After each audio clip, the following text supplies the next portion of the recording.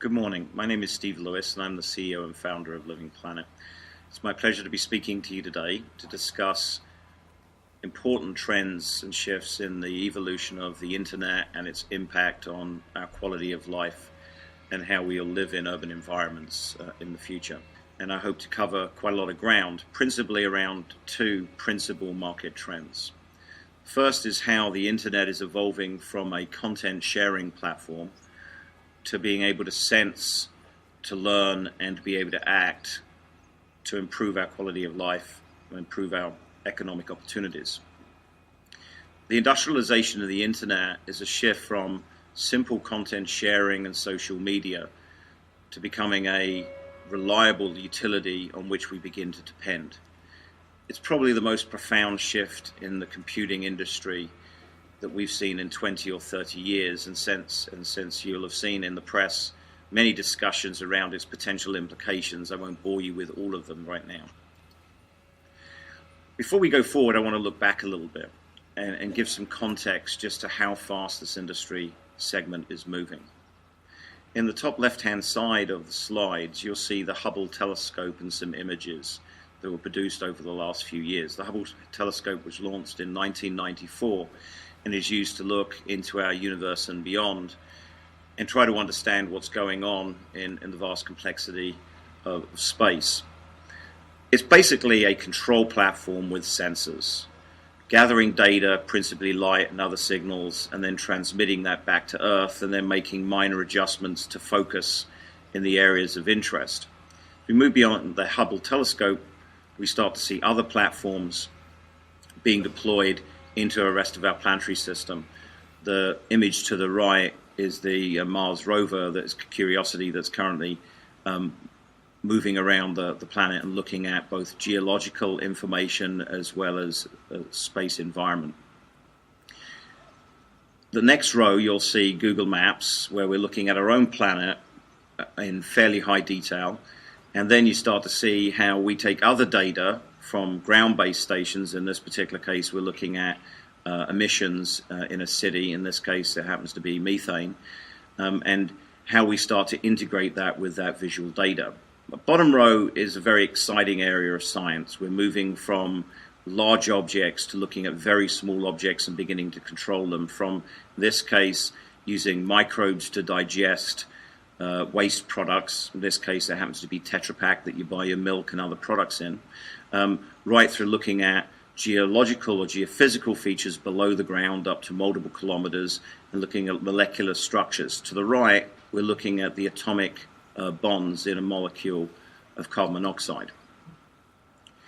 We're also beginning to move into a very interesting period where the internet can start to talk to biological structures. In this particular case, is some work from our advanced research team where we're actually programming microbes dynamically, telling them what to do, in this case, digesting waste and turning it into other useful materials. And as it does so, it starts to communicate back to us via amino acid chains that we can measure through the light frequencies of those amino acids. And so we effectively have machine communication to biological sources.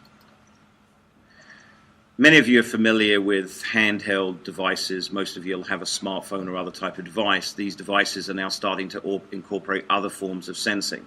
For those of you who jog or use these applications for health, you'll be very familiar with these. However, these will become much more pervasive over the coming years.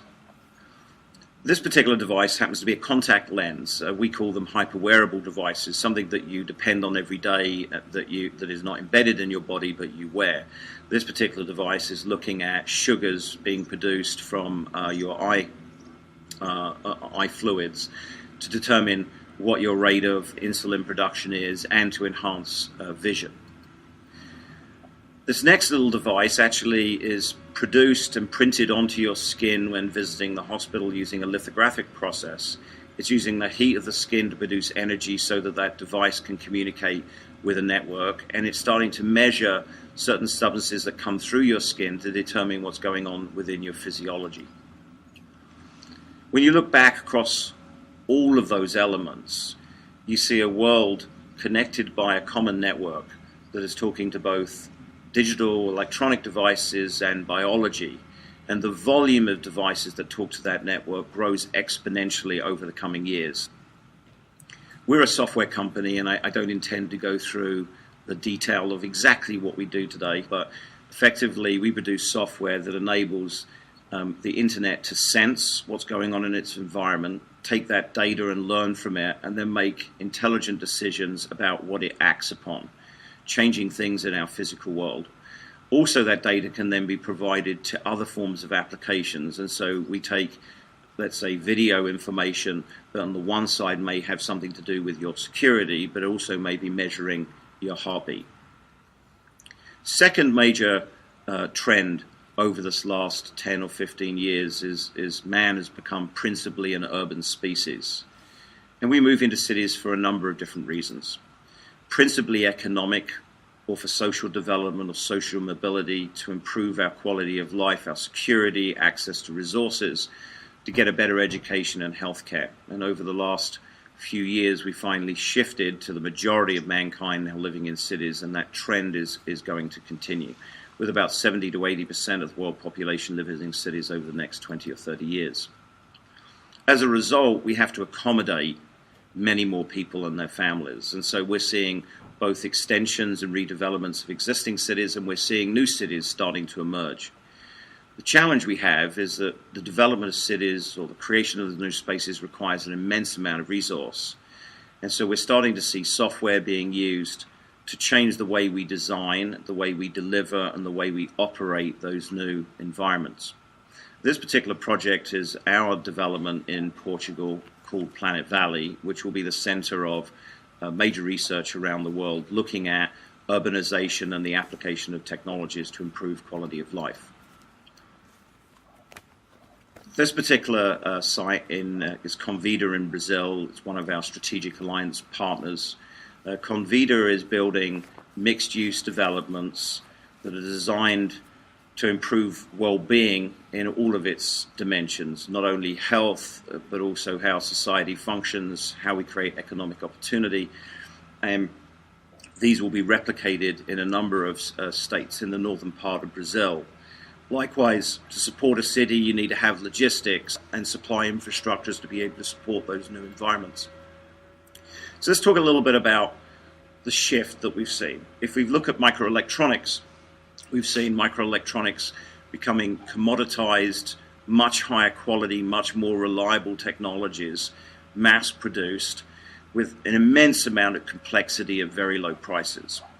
We've been able to achieve that through the use of simulation technologies, design technologies, and then manufacturing processes that reduce the amount of resource we need to actually produce these particular products. In this particular case, we're using software to look at how we would deploy a city, how we would design a city, how we use the physical land and topography, how we match that to the movement of air, the movement of people, and how we place particular assets to make the city both efficient in terms of mobility and how people interact with the physical space. We're also using software to design every intimate aspect of buildings so that, one, we can design them to be more efficient in their use of resources. Secondly, that they support the human use of those buildings in more efficient ways.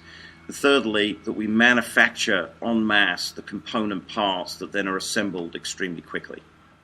In this particular slide, you'll see some little circles between the floors which represent new forms of sensing and actuation, controlling the building and sensing what's going on in its environment. As a result, we see the convergence of this very rich technology with the urban environment. And a great analogy I find is what has happened with the smartphone market. And specifically, I'm going to choose that Apple iPhone here. The iPhone really is a piece of hardware which has a number of sensors in it, a number of actuators, an operating system, and applications. Those applications vary dramatically depending on what somebody's interest is. And so whether it be for sport or whether it be for news, whether it be for other forms of digital content or to manage my health, a combination of the factors of the phone and the computing infrastructure providing those services. If we use the same analogy with city, and we look at the scale of some of these developments and redevelopments. Whereas in a cell phone, you have 5 or 6 or 7 sensors. In a city, you can have 10 or 12,000 different types of sensors, but they're deployed at a massive scale. In some cases, will be billions. When one thinks about then the diversity of the data sources that I have and the things that I can control, plainly then we see a diversification in the applications that support our lives, whether it be at work, whether it be in education, whether in health, or whether it be at home. Also, those applications interact with the infrastructure. And so in addition to new systems for energy production, distribution, storage, water and waste treatment, mobility, transportation, logistics, and a whole range of other heavy infrastructures, we will see a diversification in the devices that access those infrastructures, the analytics of the data that comes from those infrastructures, and the types of applications we'll deploy, creating what effectively becomes an urban app store. This particular slide, we're showing a few examples. At the top left, we're showing a healthcare example where we're taking data from a patient's sensor looking at heartbeat. To the right, we're actually exposing data from a physical building that has been designed where we're showing its performance against certain sets of characteristics. But it's not only complex applications. Many of us use Microsoft Office. If I just want to extract data or produce a report, Microsoft Office can work against those infrastructures to extract that data and produce the reports that we want to be able to show to other folk. Also, we'll see other forms of specialized applications that are reaching deeply into the infrastructure and the operation. This is all data that is coming in real time, measured by little sensors deployed in everything, and also talking to the actuation systems like pumps and heating units and so on, taking that data and then presenting it back in ways that we can make sense of. This is a consumer application built by Philips called Vital Signs. Vital Signs is an application that turns on the camera on your phone, takes a very high resolution video stream from your face, and then starts looking at, one, the movement of your face to determine when you're breathing, and secondly, every time you breathe, your capillaries pump blood. Therefore, they get a little redder and your face starts to change color. You can't see it, but the camera can. And so it's correlating these two factors to measure your breathing and to measure your heart rate extremely accurately without any form of invasive or intrusive device. Here we're looking at street furniture. This happens to be a smart lamppost. We're into that lamppost talking to the network, or beyond its lighting functions, other forms of sensing, looking at the environment, looking at security, looking at communication, and other applications. Automotive, our ability to move around in mobility systems is another area of huge innovation, where we're looking at a very fast-moving pieces of information, correlating them, and looking at things like the powertrain, braking systems, human systems, and others. We will see this area expand broadly in automotive over the coming years as those vehicles talk to the city. We're also seeing these technologies move into critical healthcare applications. This is an example actually with McLaren deployed at Birmingham Children's Hospital, where both air ambulances, regular ambulances, and the ICU, the intensive care unit, is taking data directly from the physiology of the children in real time, monitoring them at nanosecond rates, and figuring out what the environment does to the child and how to improve that, how drugs are being effective and how to change that and adjust it to the unique changes and diversification in people's physiology. Another thing that we will start to see over the next year or two is new materials coming into the places that we build and deploy. In this particular example, on the left-hand side, it's a holographic projection from a laptop cover.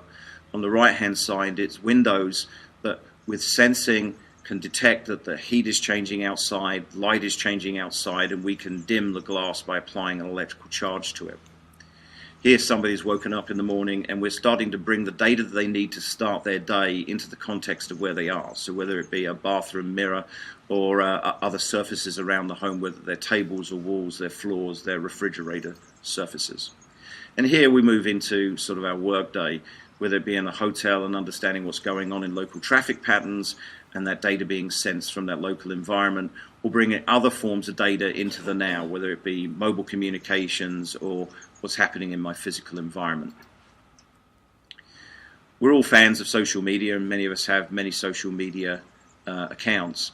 Now, this is an example of my Twitter account where I've subscribed to our urban operating system for certain pieces of data. I want to know when somebody comes into the home, when they leave, is my security okay, and what's happening with my dog.